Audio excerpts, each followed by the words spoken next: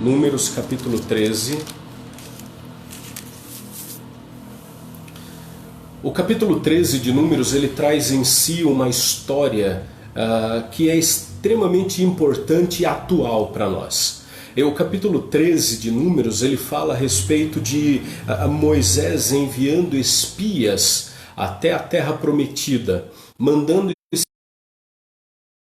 até aquele lugar para darem e trazerem ao povo, trazerem a Moisés e trazerem ao povo uma série de informações, trazerem um relatório a respeito daquela nova terra, trazerem um relatório a respeito daquilo que eles viram lá naquele lugar. Então Moisés, nos capítulos 13 e 14 de Números, vemos esses espias indo à terra de Canaã. E indo até a terra de Canaã, eles viram e sentiram e presenciaram e foram agraciados com uma série de experiências ali. Eles viram os gigantes, eles viram o cacho de uvas que precisava de 2 homens para carregar, eles experimentaram da riqueza e da doçura daquela terra prometida, eles deliciaram-se com o melhor daquela terra e viram com seus próprios olhos que Deus, o Deus que não pode mentir, mais uma vez se declarou e se demonstrou um Deus cheio de graça, de pureza, de verdade. O Deus que disse que os dirigiria, o Deus que disse que faria uma obra maravilhosa neles e através deles e daria àquele povo a terra prometida, Deus estava realizando naquele momento aquela promessa e trazendo ao coração do povo uma série de notícias. Houve então um grupo de 12 pessoas, 12 homens, cada um de uma das 12 tribos de Israel, um representante de cada tribo. E nós vemos no capítulo 13, no verso de número 2, o seguinte: envia homens que espiem a terra de Canaã, que eu hei de dar aos filhos de Israel. De cada tribo de seus pais enviareis um homem, sendo cada qual príncipe entre eles. E daí nós temos a explicação de cada um das ordens do Senhor e a indicação de quem deveria ser o representante de cada tribo. E assim Moisés faz. Moisés envia esses 12 homens, cada um de uma tribo, cada um representando uma tribo das 12 de Israel. E eles voltam e trazem os seus relatórios. Mas o interessante daqueles relatórios é que de 12 homens, 10 trouxeram um relatório pessimista, trouxeram um relatório incrédulo, trouxeram um relatório eivado, cheio, pleno de notícias desagradáveis, notícias que trouxeram desânimo ao povo, trouxeram enfraquecimento do desejo do povo de servir ao Senhor, de obedecer ao Senhor, de continuar na grande jornada que Deus tinha proposto e dado ao povo de Israel, de tomar posse de Canaã, a terra prometida, a terra que por juramento Deus havia prometido dar aos seus pais no passado. Aqueles 10 homens cheios de incredulidade, de pessimismo, cheio de notícias ruins, eles bombardearam o coração dos homens e mulheres de Israel, dizendo: não, nós não poderemos subir até aquela terra, não, aquela terra não é para nós, não, nós morreremos se subirmos lá, se entrarmos lá, porque aquela terra está cheia de gigantes, nós somos aos seus olhos como gafanhotos, eles nos espremeriam, nos destruiriam, nós seríamos mortos. Mesmo que Deus tenha prometido, talvez Deus tenha se enganado, ou Deus tenha se arrependido, porque nós não temos condições, nós não temos capacidade, nós não temos um exército tão numeroso e poderoso para subir contra aquela terra de Canaã e tomá-la para nós. Deus errou. Mas no meio de um relatório tão pesaroso, tão pessimista, tão incrédulo, tão negativo, nós temos 2 homens. Nós temos 2 homens que se levantam no meio daquela situação toda, Josué e Calebe. Josué e Calebe, eles são a voz contrária, eles são aqueles que vão contra a multidão, eles são contra aqueles que eles são aqueles que se levantam contra o pessimismo, o egoísmo, a incredulidade, o acusar Deus de não ser Deus, de não ser o nosso Deus, o nosso Pai, em quem nós temos confiado e tem nos abençoado. Um Deus que tem nos alimentado, nos protegido, nos guiado por esses anos no deserto. O Deus que não tem nos deixado sequer que as nossas roupas se desgastassem, se desestruturassem, se destruíssem. O Deus que não permitiu sequer que nossos calçados se desgastassem e acabassem andando por aquele deserto tão terrível durante tantos anos. Esse Deus que sempre foi além, esse Deus que sempre fez mais, esse Deus que sempre visitou, esse Deus que nunca mentiu, esse Deus, ele continua falando a verdade conosco.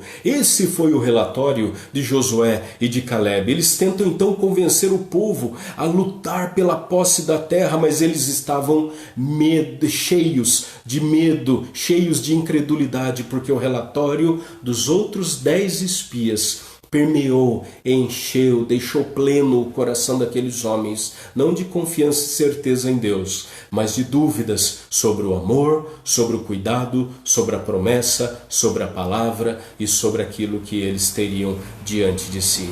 Então, naquele povo, Deus, ele toma uma ira, e a ira de Deus se acende contra aquele povo, e Deus impede que aquele povo tome posse da terra prometida, com exceção de Josué e Calebe, porque eles foram fiéis, porque eles creram no Senhor, e isso chama a atenção do Senhor. Depois de 40 anos que eles estavam no deserto, Josué finalmente ele conduz o povo, e esse povo entra na terra prometida, entra em Canaã, e então Josué pede a sua herança, pede aquilo que ele tanto desejou, pede aquilo que o seu coração havia lutado por uma vida. Então, queridos, em nome de Jesus, eu quero conversar com vocês hoje sobre como nós vencemos o negativismo do nosso coração.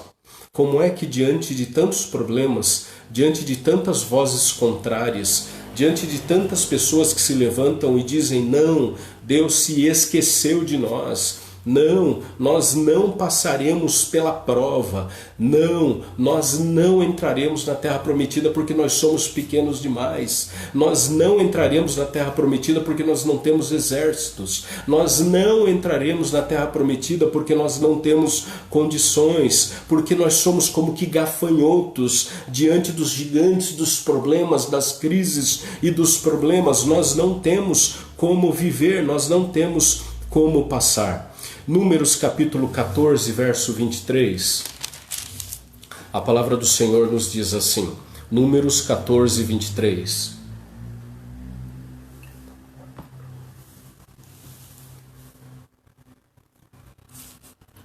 Nenhum deles verá a terra, que com juramento prometi a seus pais, sim, nenhum daqueles que me desprezaram a verá. Essa foi a palavra do Senhor ao povo. Essa foi a palavra do Senhor dada àqueles homens e mulheres, porque eles desprezaram o Senhor. O negativismo, queridos, ele tem um problema terrível, ele gera uma série de problemas no nosso coração. O negativismo incrédulo da nossa vida, ele age de uma forma que nós não podemos sequer nos proteger dele. De uma maneira geral, a vida está cheia de pessimismo. A vida toda ela está plena de momentos onde eu e você nos sentimos perplexos diante das situações que nós não governamos, das situações que nós não temos poder. O universo está abalado por causa do homem.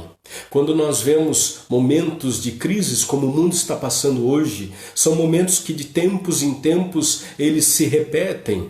Quando nós vemos Paulo escrevendo aos Romanos, no seu capítulo 8, no verso 20, dizendo que a natureza clama, a natureza geme, geme no sentido de dor, de um sentimento terrível, num sentimento de agonia por causa do homem e do pecado do homem, o pecado do homem que faz com que ele sofra e tudo que está à sua volta sofra, inclusive a natureza sendo destruída, a violência graçando, aumentando em todos os lugares do mundo, os casamentos se desfazendo cada dia mais e mais rápido. Há alguns anos atrás, os casamentos eles duravam 10, 15, 20, 30 anos e infelizmente muitos acabavam. Hoje os casamentos duram 10, 15, 20, 30 dias. Existem casamentos que duram poucas semanas. Tem casais que duram alguns meses, mas o número de casamentos desfeitos é crescente. O número de filhos que não respeitam mais os pais, o número de crimes de pais contra filhos e filhos contra pais tem se aumentado. Os pais são indiferentes aos seus filhos. Os pais não cuidam, não amam, não zelam, não protegem, não se importam, não investem tempo e qualidade de tempo com os seus filhos. Essa semana, lendo um artigo, eu achei muito pesado e interessante ao mesmo tempo, mostrando a crise de pais e mães, porque nesses dias eles têm que ficar muito tempo com seus filhos e eles não aguentam mais, eles não têm suporte para isso, eles não têm base para isso, eles não têm paciência para isso, eles não têm amor para isso, eles não sabem ser pais. Eles não sabem o que é cuidar, eles não sabem o que é investir tempo e tempo com qualidade. Eles tiveram filhos e desde cedo depositaram em lugares com pessoas para que cuidem dos seus filhos. Agora se veem obrigados a conviver com os seus filhos, conviver com suas esposas, conviver com seus maridos, conviver com seus pais. E isso para muita gente tem sido um grande desafio e um problema tremendo. Um problema que tem afetado a saúde e a saúde psicológica das pessoas. E isso não é falta de conhecimento, é falta de amor. Porque a palavra do Senhor diz que nos últimos dias o amor se esfriaria por quase completo. Nós temos vivido tempos assim. As pessoas elas não se importam mais umas com as outras. As pessoas elas não se importam, elas não têm prazer em estarem juntas. A quantidade de pessoas que têm se envolvido numa série de problemas nesses dias em que têm que permanecer juntas é terrível. Os casamentos têm se acabado.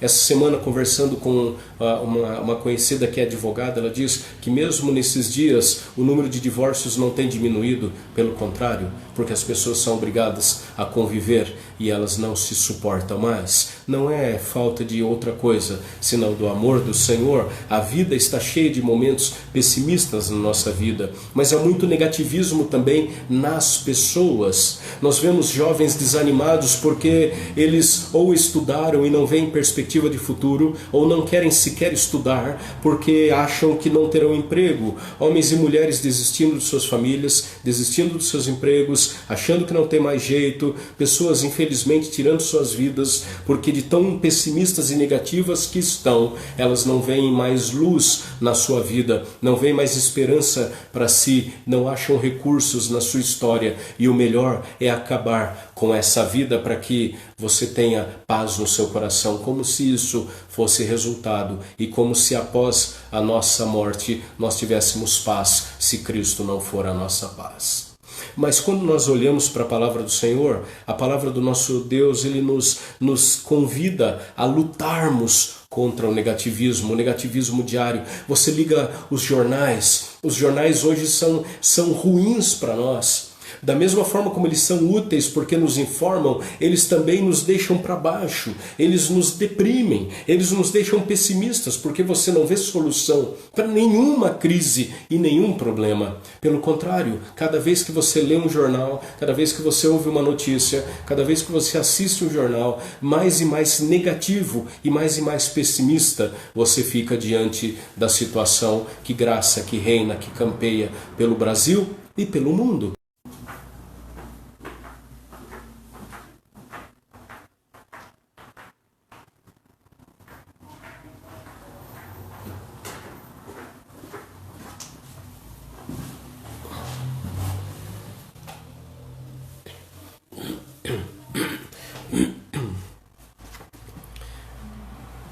Então, diante de tantos problemas, diante de tantas situações, como é que nós vencemos o negativismo? Como é que nós vencemos esse pensamento que está reinante diante das pessoas? Como é que nós vencemos os sentimentos de derrota que nós temos em nosso coração? Em primeiro lugar, nós vendo e lendo a palavra do Senhor, nós devemos ter um coração esperançoso. Como é que eu luto e como é que eu venço o negativismo do meu coração? Primeiramente, tendo um coração esperançoso. O versículo 7 de Números capítulo 14 diz assim: falaram a toda a congregação dos filhos de Israel, dizendo: a terra pelo meio da qual passamos a espiar é terra muitíssimo boa.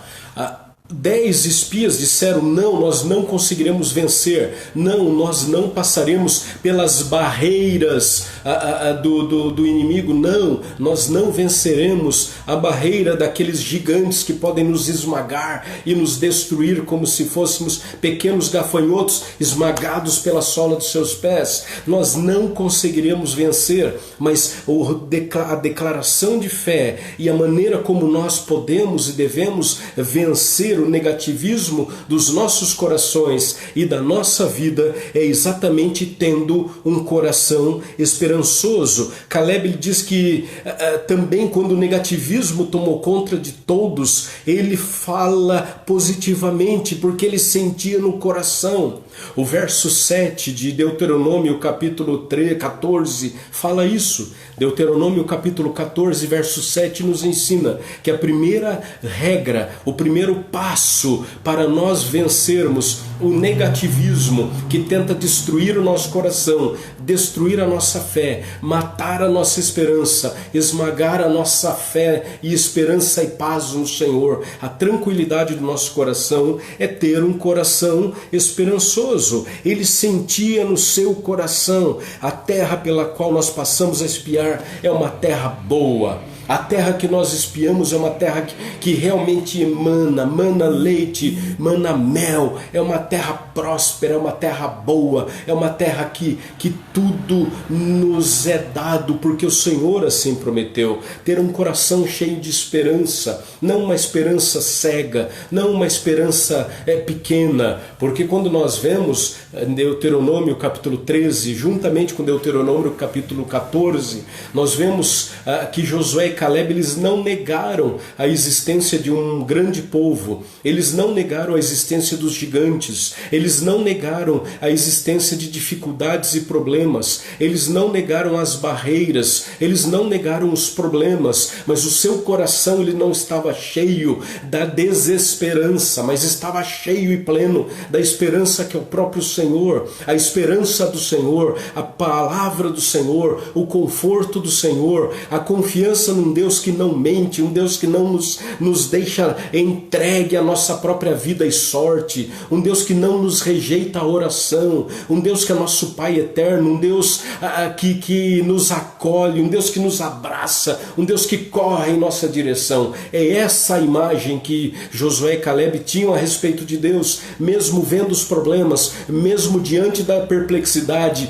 mesmo diante da crise, mesmo diante dos gigantes, o seu coração estava pleno, estava esperançoso, porque a sua confiança não estava vista e posta naquilo que eles podiam enxergar, porque a esperança deles era o Senhor. Por isso, quando eu olho para as dificuldades, olho para os problemas, olho para aquilo que está diante de mim, olho para aquilo que está à minha volta, o meu coração é um coração que não se permite abalar pelo pessimismo à minha volta, mas eu trago o meu coração à quietude da esperança que é o Senhor. Mas um segundo caminho para nós vencermos o negativismo que tem tão presentemente visitado a nossa vida está no versículo 8 de Números 14. Se o Senhor se agradar de nós, então nos fará entrar nessa terra e nos-la dará, terra que mana leite e mel. É ter uma mente persistente, é ter uma mente perseverante. Versículo de número 8: se o Senhor se agradar de nós, então nos fará entrar nessa terra. É ser perseverante, é permanecer na presença do Senhor, é viver não só em momentos de crise. No momento de crise todo mundo está irmanado na fé. No momento da dor, da crise, da necessidade, da doença, da morte, do perigo, todos se irmanam, todos têm fé, todos têm esperança, todos se unem. Mas quando a expectativa ela se concretiza e quando os problemas se solucionam, quando a maré se torna calma, quando os ventos se sossegam, quando a tempestade se faz calmaria e bonança, é aí, nesse momento, que a minha fé e a sua é testada. A maior prova de perseverança no Senhor não é na crise, é quando tudo está bem. Porque no momento da crise todo mundo corre em direção ao Senhor. Quando nós vemos a história de Jesus nos 4 evangelhos, nós vimos uma multidão imensa, incontável de pessoas que afluíam, que se aproximavam, que chegavam até Jesus, porque precisavam do socorro do Mestre, porque precisavam do pão, porque precisavam do peixe, porque precisavam da água, porque precisavam da cura, porque precisavam de direção e de ajuda. Mas quando o problema daquelas pessoas era sanado, era nutrido, era resolvido, aquelas pessoas da multidão se afastavam. O momento da crise é o momento em que cada um tem fé. A fé ela não é medida na crise, a fé ela é medida quando tudo vai bem. Porque quando tudo vai bem, aí eu vejo se o meu coração e a minha mente é perseverante, é persistente no Senhor. Porque no momento em que tudo vai bem, eu não preciso de Deus. É o que muitos dizem. Eu não preciso de Deus. Eu não preciso de igreja. Eu não preciso orar. Eu não preciso gastar tempo ouvindo o pastor pregando. Eu não preciso gastar tempo com essa coisa de igreja. Eu não preciso gastar tempo com Deus. Deus sabe quem eu sou. Se eu tiver algum problema, eu busco Deus e eu sei que Deus vai me ajudar. No momento em que tudo está bem, é o momento de nós, vencendo os pessimistas que estão à nossa volta, permanecermos firmes, persistentes e perseverantes na palavra, na conduta do Senhor, dizendo ao povo: se o Senhor se agradar de nós, não é só hoje, é todo santo dia na presença do Senhor. Se eu e você, todos os dias da nossa vida, permanecermos na presença do Senhor, nossa mente estará plena e cheia da palavra, da mente. Teremos, como Paulo escreve aos Romanos, lá no capítulo 12, dizendo que nós devemos ter a mente de Cristo. Como é que eu tenho a mente de Cristo? Perseverando, insistindo, persistindo na presença do Senhor, nos maus dias e nos bons dias. Mas a palavra continua dizendo o seguinte: se eu quero vencer o negativismo das pessoas e do mundo que está à minha volta, eu tenho que ser e me sentir animado pelas promessas de Deus. Eu tenho que me sentir animado pelas promessas de Deus. Os versículos 10 e 11 de Números 14 falam isso. Apesar disso, toda a congregação disse que os apedrejassem.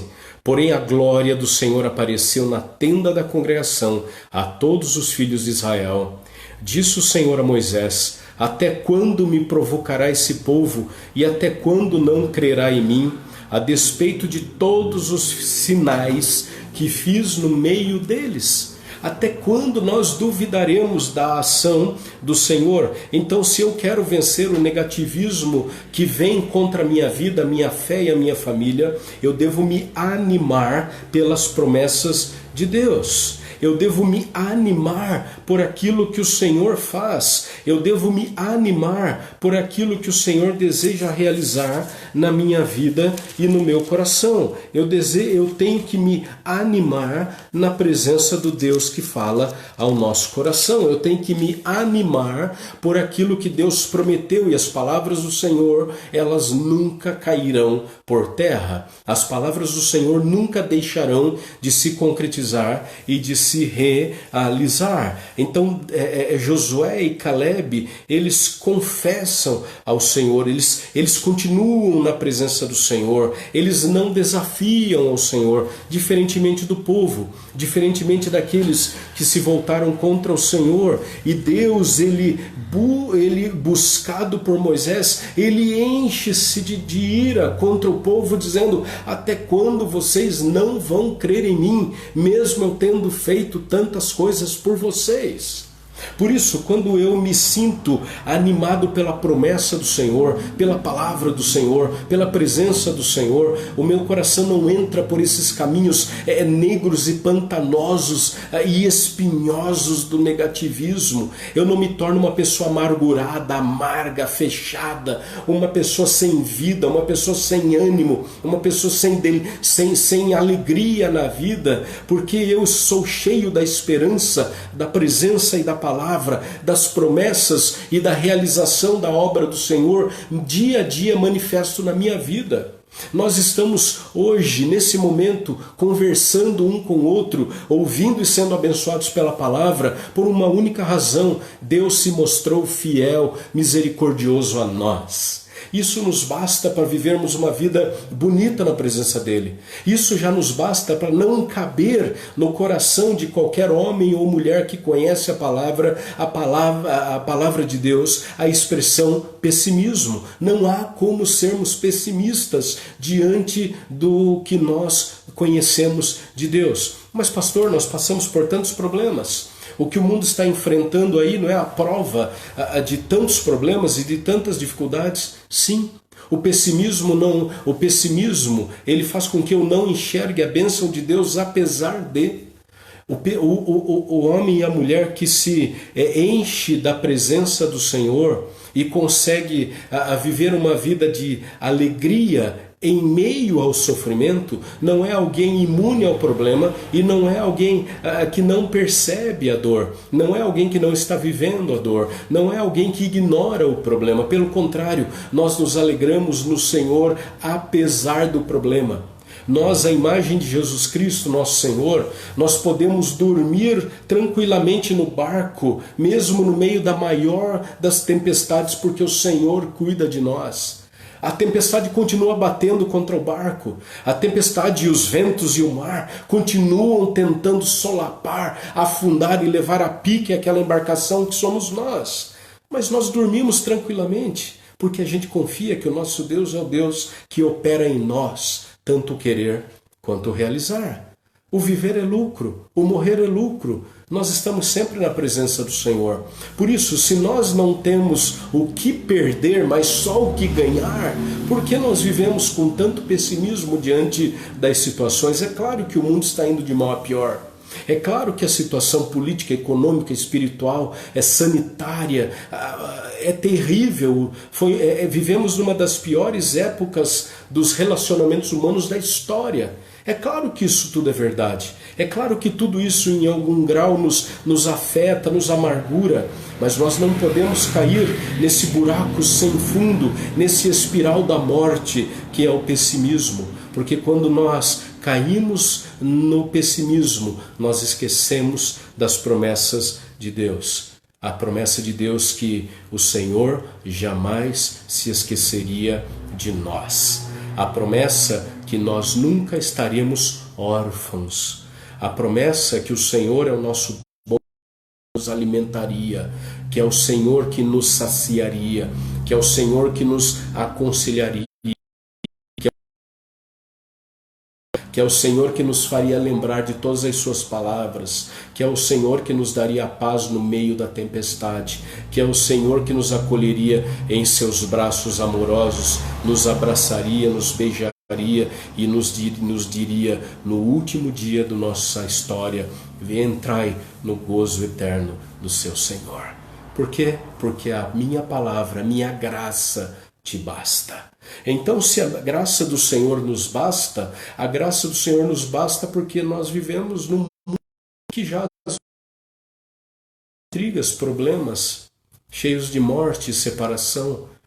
A vida é dura, a vida é cruel, a vida é doída, a vida é solitária muitas vezes. Mas nós passamos por elas e passamos pelos vales e problemas, não porque a gente não olha para os problemas. O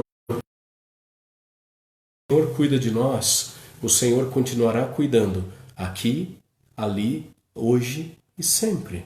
Por fim, nós vencemos o negativismo quando o Senhor nos lembra por que é e por quem é que nós lutamos.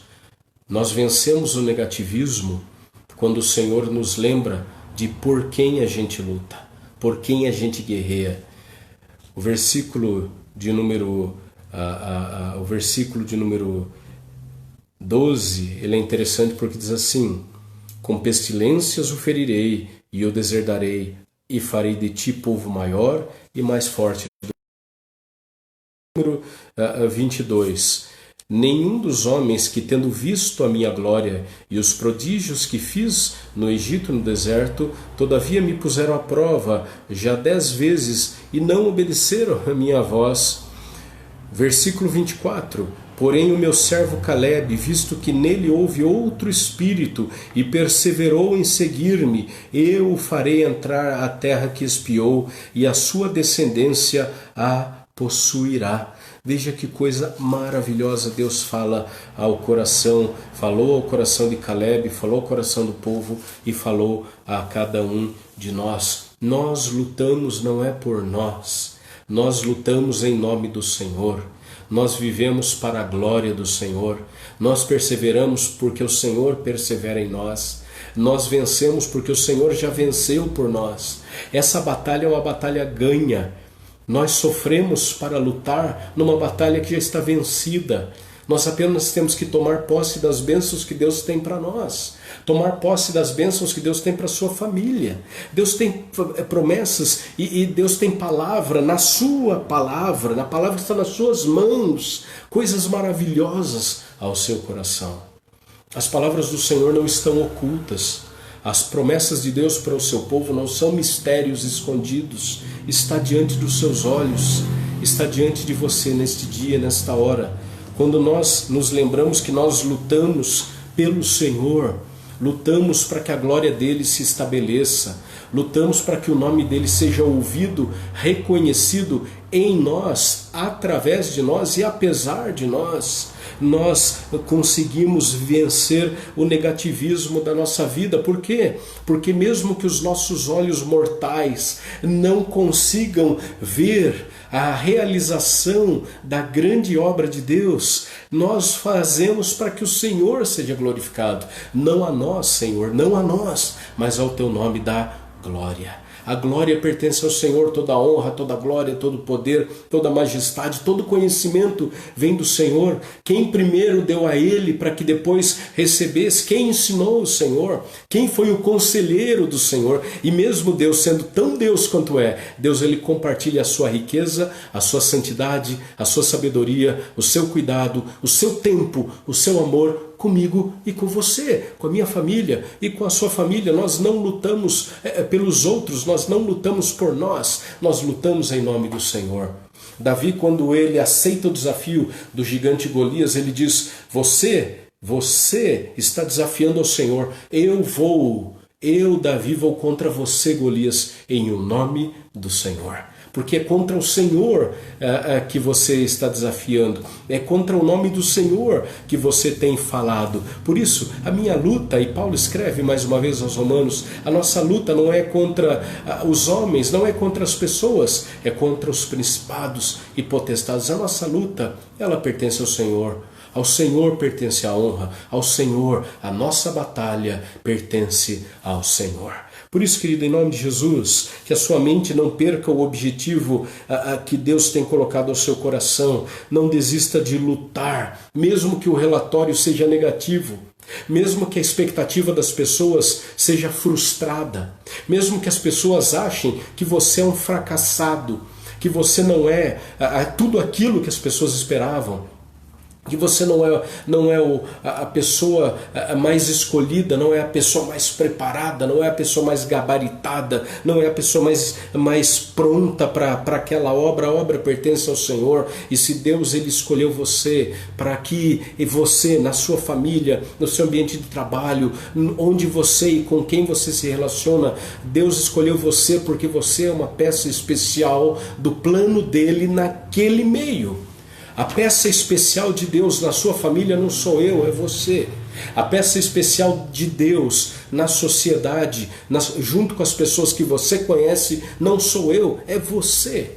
Você, então não desista de lutar, porque nós lutamos para o Senhor. As promessas do Senhor de restauração, de salvação, de libertação, de suprimento, de paz, de conforto, Deus ele derrama sobre nós a cada dia. Continue enfrentando o espírito de covardia dos nossos dias. Nunca as pessoas desistiram tanto de Deus e das pessoas e de si mesmas. Não desista, o Senhor é conosco.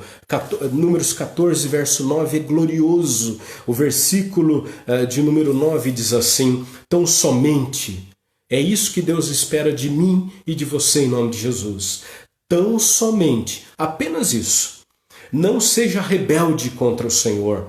Não tema o povo dessa terra, porquanto como pão os podemos devorar. Retirou-se deles o meu amparo. Porém, o Senhor é conosco. Não tema. Não tema, o Senhor é conosco, o Senhor. E quando Deus diz que Ele é conosco, não é apenas que Ele é nosso favorável, que Ele é nosso amigo, que Ele está próximo de nós. Quando Deus diz que Ele é conosco, significa que Deus está juntamente conosco. No momento de luta, Deus está com você, presente. No momento do sofrimento, Deus está presente. Deus não é apenas um sentimento, uma ideia, uma lembrança. Deus é o Deus que é. Deus é o Deus presente na sua vida, na sua história, na sua família. Então, que Deus abençoe você, que você continue perseverante nos caminhos do Senhor. Vivemos dias confusos, dias difíceis, mas dias de glória também, porque a glória do Senhor está onde o povo do Senhor está. Onde o povo do Senhor está, ali o Senhor se encontra também. Por isso, o Senhor está com você, aí na sua casa, na sua família, na sua história. Entregue o seu caminho ao Senhor, confie nele e o mais Ele fará. Não desista de lutar, enfrente a covardia dos nossos dias, não se acomode, tenha coragem, seja fiel, entregue-se, confie, seja fiel, porque a terra prometida já está garantida para você e para o povo dele. Que Deus te abençoe com alegria e paz no Senhor Jesus. Vamos orar? Deus, boa é a tua palavra. Obrigado, Senhor, por esse tempo precioso com o teu povo.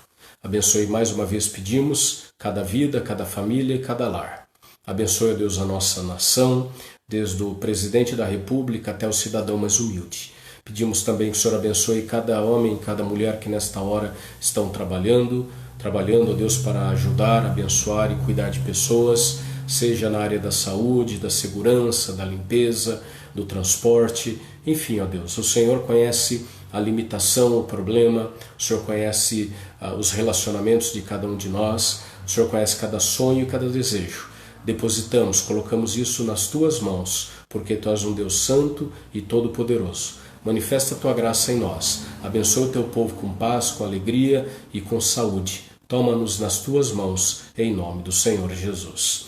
E que a graça do Senhor Jesus, o amor de Deus, o nosso eterno Pai, e as ternas e eternas consolações que há apenas do Espírito Santo de Deus, repouse sobre a sua vida, sobre a vida da sua família e sobre todo o povo de Deus, hoje e eternamente. Amém. Querido, que Deus abençoe você de uma forma muito generosa e que o amor do Senhor continue sendo poderoso na sua vida, hoje e para todo sempre. Uma abençoada semana. Quarta-feira, 19h30, estaremos juntos mais uma vez, em nome de Jesus. Que Deus te abençoe, Deus abençoe sempre.